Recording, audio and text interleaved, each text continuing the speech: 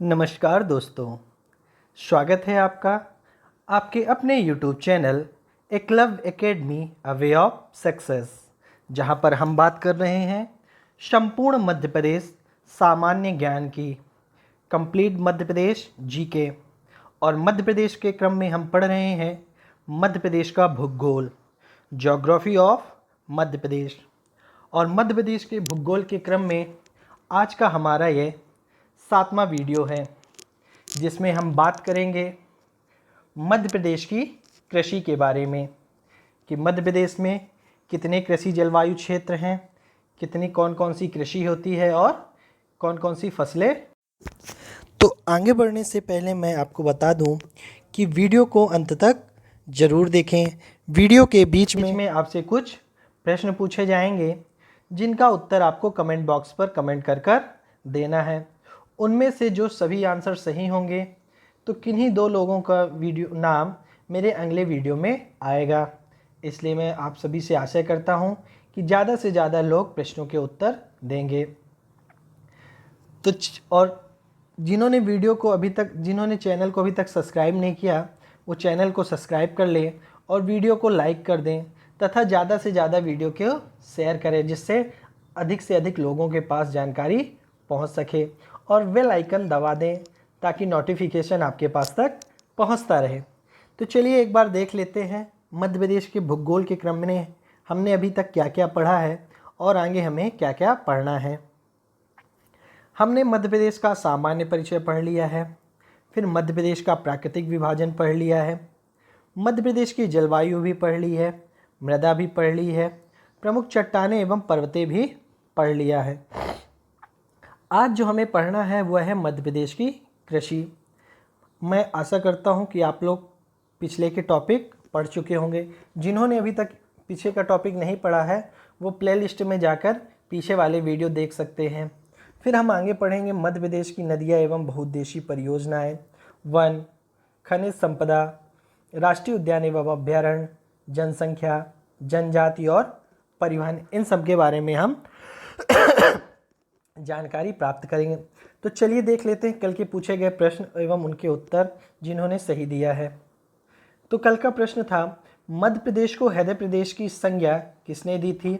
जिसका सही आंसर है पंडित जवाहरलाल नेहरू ने। फिर मध्य प्रदेश में संगमरमर कहाँ पाया जाता है? जिसका सही आंसर है भेड़ाघाट, जबलपुर में। इन प्रश्नों के जो उन्होंने सही उत्तर दिए हैं वो हैं, जिन्होंने दिया वो है पूजा तिवारी जी। मैं आपको बहुत बहुत धन्यवाद करता हूं कि आप निरंतर हमारे पूछे गए प्रश्नों का उत्तर दे रही हैं, और मैं उन सभी लोगों को भी धन्यवाद कर देना चाहता हूं जो प्रश्नों के उत्तर दे रहे हैं। और मैं सभी लोगों से कहना चाहूँगा कि ज़्यादा से ज़्यादा लोग प्रश्नों के उत्तर दें ताकि उनका नाम भी वीडियो में आ सके। तो चलिए स्टार्ट करते हैं आज का टॉपिक, मध्य प्रदेश की कृषि। भौगोलिक क्षेत्रफल के मामले में मध्य प्रदेश का जो क्षेत्रफल है 3,08,245 वर्ग किलोमीटर है, जो देश में दूसरा बड़ा राज्य होने का गौरव प्राप्त करता है। तो सबसे बड़ा राज्य कौन सा है आपको पता है देश में? तो सबसे बड़ा राज्य है आपका राजस्थान, और राजस्थान के बाद क्षेत्रफल की दृष्टि से मध्य प्रदेश दूसरा सबसे बड़ा राज्य है, जिसका क्षेत्रफल कितना है? 3,08,245 वर्ग किलोमीटर। फिर मध्य प्रदेश की कुल जनसंख्या कितनी है? 7.26 करोड़ होने से देश में 6वें स्थान पर है। तो जनसंख्या के मामले में कौन से स्थान पर है? तो जनसंख्या के मामले पर 6वें स्थान पर है, और क्षेत्रफल के मामले पे दूसरे स्थान पर है। राज्य की कुल आबादी 72% जनसंख्या ग्रामीण होकर आजीविका के लिए कृषि पर निर्भर रहती है। तो कितने प्रतिशत जनसंख्या ग्रामीण होकर आजीविका मतलब क्या होता है? जीविकोपार्जन के लिए, मतलब जीवन जीने के लिए जो उनका व्यवसाय है वो क्या है? कृषि है। मध्य प्रदेश राज्य प्राकृतिक संसाधनों से समृद्ध है, जिसमें 11 प्रकार के कृषि जलवायु क्षेत्र हैं। तो मध्य प्रदेश में कितने जलवायु क्षेत्र हैं? 11 प्रकार के कृषि जलवायु क्षेत्र हैं, एवं 5 फसलीय क्षेत्रों का उपलब्ध होना है। तो मध्य प्रदेश में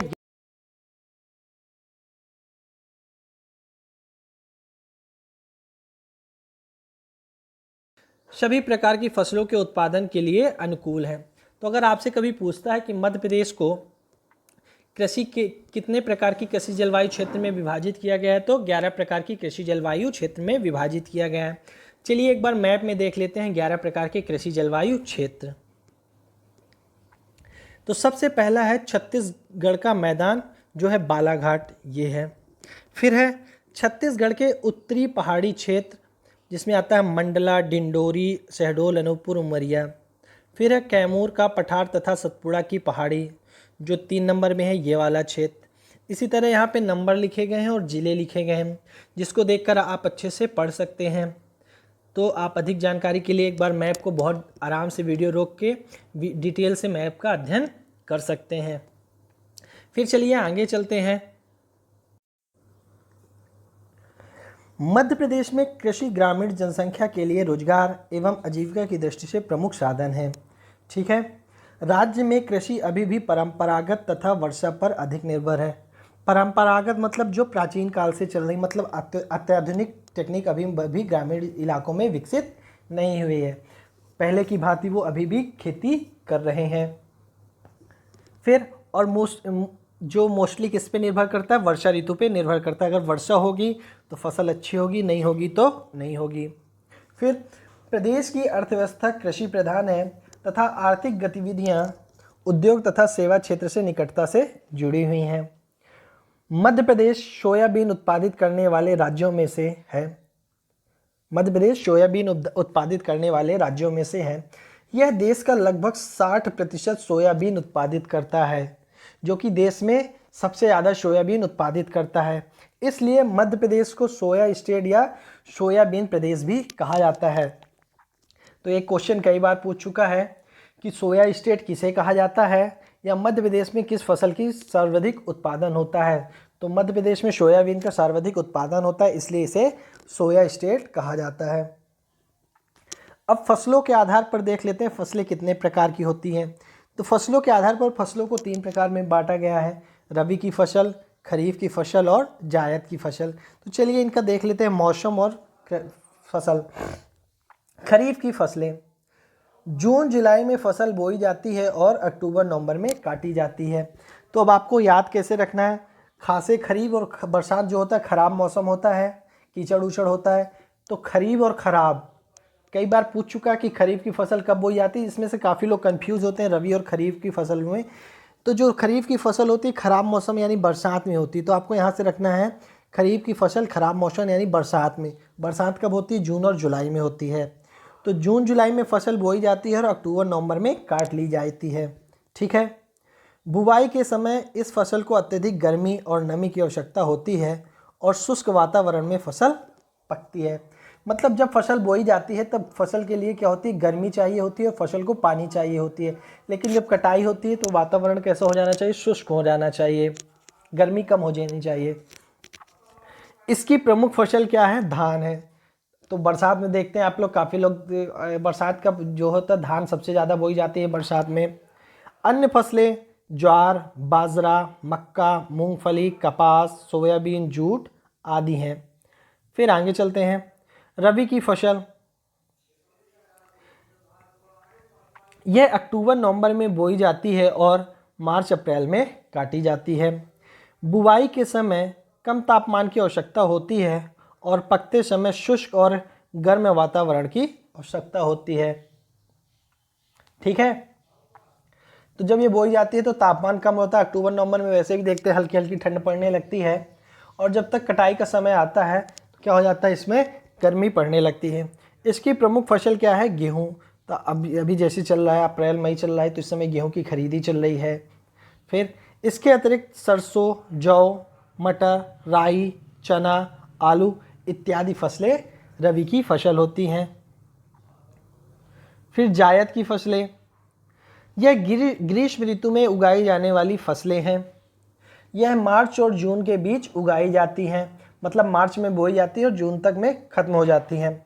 यह मुख्य रूप से व्यावसायिक एवं नकदी फसलें होती हैं, व्यापारिक फसलें होती हैं और इनको तुरंत बेच के पैसा मिल जाता है।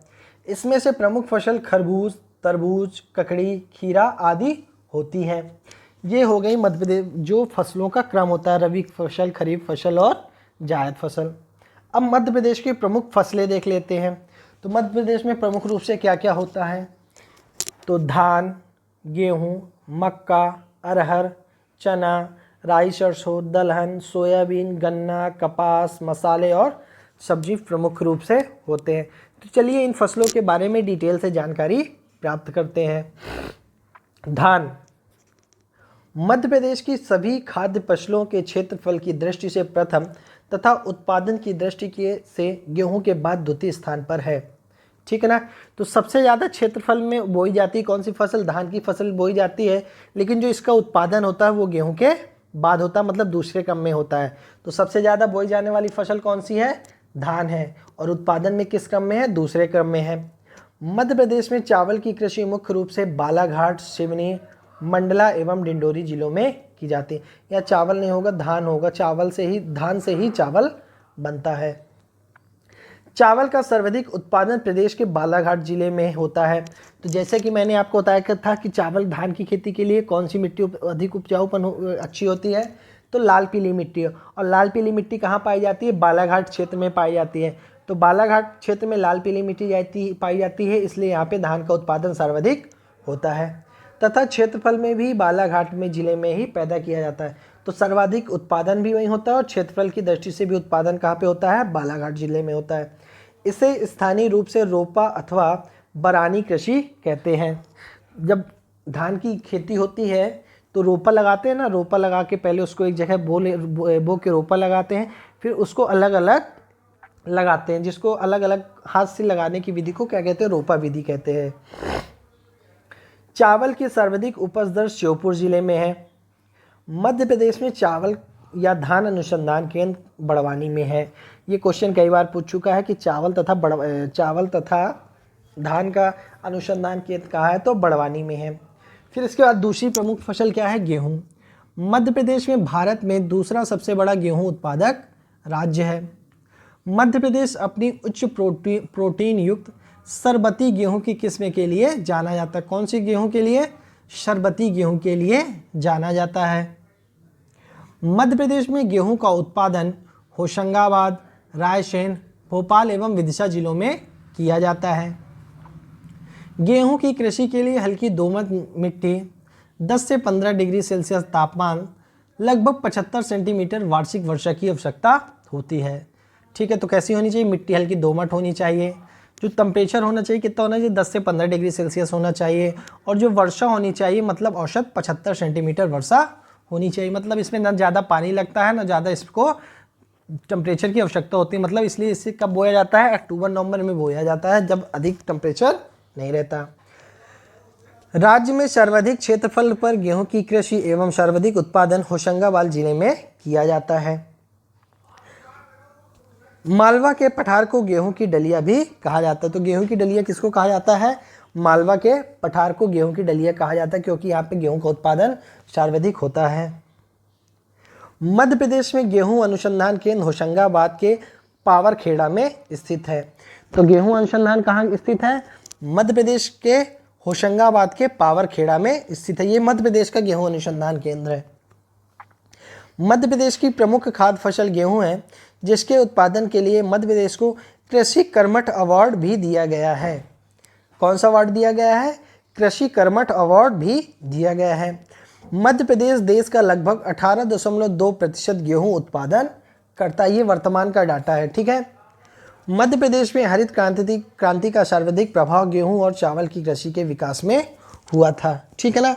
जो हरित क्रांति आई थी आपके 1967-68 के में आई, 66-67 में आई थी, उसका सर्वाधिक प्रभाव किसमें पड़ा था? गेहूं एवं चावल में पड़ा था। मक्का राज्य की तृतीय प्रमुख फसल क्या है? मक्का है। ये झाबुआ, छिंदवाड़ा, धार, रतलाम, मंदसौर, शाजापुर, राजगढ़ में मुख्य रूप से पैदा की जाती है। मक्का अपेक्षाकृत कम उपजाऊ तथा उबड़ खाबड़ भूमि पर पैदा किया जाता है। ठीक है ना। जो भूमि कम उपजाऊ होती है, मक्का एक मोटे अनाज के रूप में आता है। मोटे अनाज के लिए कम उपजाऊ भूमि क्या होती है? उपयोगी होती है। मक्का उत्पादन में 15.8% हिस्सेदारी के साथ धार जिला प्रथम स्थान पर है तथा प्रति हेक्टेयर उत्पादन की दृष्टि से बुरहानपुर जिला प्रथम स्थान पर है। ठीक है ना। प्रति हेक्टेयर में कौन आएंगे? बुरहानपुर और वैसे टोटल उत्पादन में कौन सा है? धार। फिर आते हैं चना। चना मध्य प्रदेश की प्रमुख महत्वपूर्ण फसल है। इसका दाल एवं खाद्यान्नों के रूप में प्रयोग किया जाता है। ठीक है ना। चना की फसल अक्टूबर में बोई जाती है। चना को बोते समय नमी की आवश्यकता होती है। ठीक है ना। राज्य में चना उत्पादक जिलों में उज्जैन, मंदसौर, नीमच, गुना, शाजापुर, विदिशा, देवास, रतलाम, झाबुआ, नरसिंहपुर, जबलपुर, टीकमगढ़, भिंड, मुरैना, श्योपुर, ग्वालियर, सीहोर, होशंगाबाद, छिंदवाड़ा आदि जिलों में होती है। मध्य प्रदेश का चना उत्पादन राज्यों में प्रथम स्थान है। ठीक है ना। तो चना उत्पादन में मध्य प्रदेश का कौन सा स्थान है? तो चना उत्पादन में मध्य प्रदेश का राज्यों में प्रथम स्थान है। चना उत्पादन एवं प्रति हेक्टेयर चना उत्पादन दोनों ही दृष्टि से छिंदवाड़ा अव्वल स्थान पर है। ठीक है ना। मतलब टोटल उत्पादन में और प्रति हेक्टेयर उत्पादन में प्रथम स्थान पर कौन है? छिंदवाड़ा जिला है। काली एवं जलोढ़ मिट्टी चने के लिए उपयुक्त होती है। अब आते हैं सोयाबीन, जो मध्य प्रदेश की सर्वाधिक उत्पादन वाली फसल है। सोयाबीन मध्य प्रदेश की एक प्रमुख फसल है। देश में सोयाबीन उत्पादन की दृष्टि से मध्य प्रदेश का प्रथम स्थान है। यह देश का लगभग 60% सोयाबीन उत्पादित करता है, इसलिए मध्य प्रदेश को सोयाबीन का प्रदेश भी कहते हैं। जैसा कि मैंने अभी आपको पहले बताया था कि मध्य प्रदेश को सोया स्टेट या सोयाबीन प्रदेश कहते हैं। ठीक है ना। अब आपको बताना है कि सोयाबीन संयंत्र कहाँ पे स्थापित किया गया है, या सोयाबीन अनुसंधान केंद्र कहाँ पे स्थापित किया गया है। अरहर। अरहर राज्य की प्रमुख दाल है। इसे तुअर के नाम से भी पुकारा जाता है। तुअर दाल भी कहते हैं अरहर दाल को। तुअर उत्पादन में मध्य प्रदेश का प्रथम स्थान है। तुअर वर्षा के प्रारंभ में जुलाई माह में बोई जाती है एवं जनवरी से फरवरी माह में काटी जाती है। कब बोई जाती है? जुलाई माह में बोई जाती है और जनवरी फरवरी में काटी जाती है। प्रदेश में मुख्य रूप से सीधी, छिंदवाड़ा, बैतूल, रायसेन, नरसिंहपुर, खंडवा, रीवा एवं सतना जिलों में पैदा की जाती है। मध्य प्रदेश, अच्छा थोड़ा सा वो आप स्लाइड ऊपर नीचे हो गए हैं। सोयाबीन के बारे में अभी और था। मध्य प्रदेश में राष्ट्रीय सोयाबीन अनुसंधान केंद्र इंदौर में स्थित है। मालवा जलवायु क्षेत्र में सोयाबीन का क्षेत्रफल सर्वाधिक है। राज्य में उज्जैन, शाजापुर, राजगढ़, देवास, धार और हरदा आदि प्रमुख सोयाबीन उत्पादक जिले हैं। सर्वाधिक क्षेत्रफल एवं उत्पादकता उज्जैन एवं ग्वालियर में पाई जाती है। एशिया का सबसे बड़ा सोयाबीन कारखाना उज्जैन में है। ठीक है। राई सरसों। राई सरसों का प्रदेश में उत्पादन मुरैना, भिंड, श्योपुर, ग्वालियर एवं शिवपुरी जिलों में होता है। राई सरसों प्रदेश में द्वितीय प्रमुख तिलहन फसल है। इसका क्षेत्रफल एवं उत्पादन भिंड जिले में पाया जाता है। ठीक है। अलसी। अलसी भी तिलहन के अंतर्गत आने वाली प्रमुख फसल है। यह सभी प्रकार की मिट्टियों में उत्पादित की जाती है। मध्य प्रदेश में अलसी रबी की महत्वपूर्ण फसल है। अब यहाँ ये अलसी भी क्या है? तिलहन वाली फसल है। गन्ना। गन्ना मध्य प्रदेश की एक औद्योगिक फसल है जो राज्य में कृषि एवं चीनी उद्योग की दृष्टि से इसका महत्वपूर्ण स्थान है। कपास। कपास भी एक प्रमुख औद्योगिक फसल है। यह राज्य की सबसे महत्वपूर्ण नकदी फसल है। मध्य प्रदेश की कपास की बुवाई जून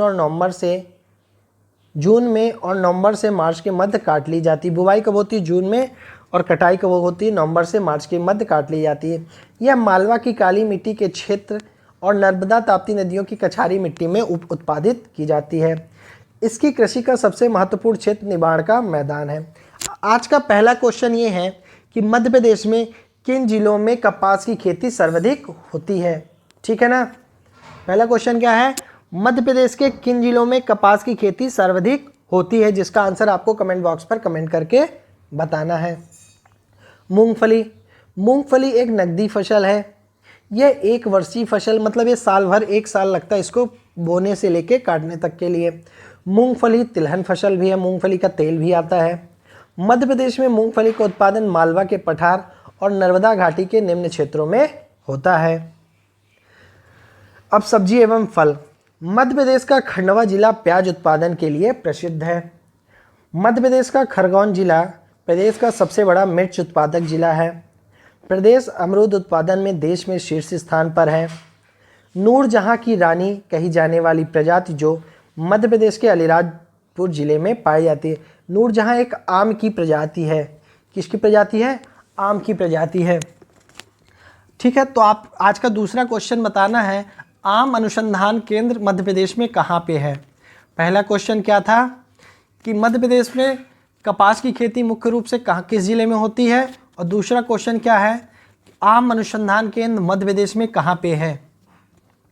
मध्य प्रदेश का रतलाम जिला अंगूर की खेती के लिए प्रसिद्ध है। राज्य सरकार द्वारा रतलाम पर अंगूर अनुसंधान केंद्र की स्थापना की गई है। मध्य प्रदेश का मुरैना जिला शहद के उत्पादन के लिए प्रसिद्ध है। फिर और भी है कि अफीम कहाँ पर उत्पादित की जाती है, तो नीमच एवं मंदसौर में अफीम की खेती की जाती है। बुरहानपुर गांजे के लिए प्रसिद्ध है। ठीक है ना, ऐसी बहुत सारी तथ्य हैं जो आपको मैं अभी अगले वीडियो में आपको बताऊंगा। मध्य प्रदेश के कृषि विभाग का नाम बदलकर किसान कल्याण तथा कृषि विभाग हो गया है। सर्वाधिक सिंचित फसल गेहूं है। सरकार द्वारा वर्ष 1997 में मत्स्य पालन को बढ़ावा देने के लिए इसे कृषि का दर्जा प्रदान किया गया है। मध्य प्रदेश को लगातार 5 बार प्रतिष्ठित कृषि कर्मठ पुरस्कार से सम्मानित किया गया था। तो आज का वीडियो यहीं तक था। आपको जो भी डाउट हो कृषि से रिलेटेड वो आप मेरे को कमेंट बॉक्स पर कमेंट कर बता सकते हैं, और आज के पूछे गए प्रश्नों का उत्तर आपको कमेंट बॉक्स पर कमेंट कर देना है। तो दोस्तों वीडियो को अंत तक ज़रूर देखें और ज़्यादा से ज़्यादा वीडियो को शेयर करें, लाइक करें और सब्सक्राइब करें। थैंक यू दोस्तों।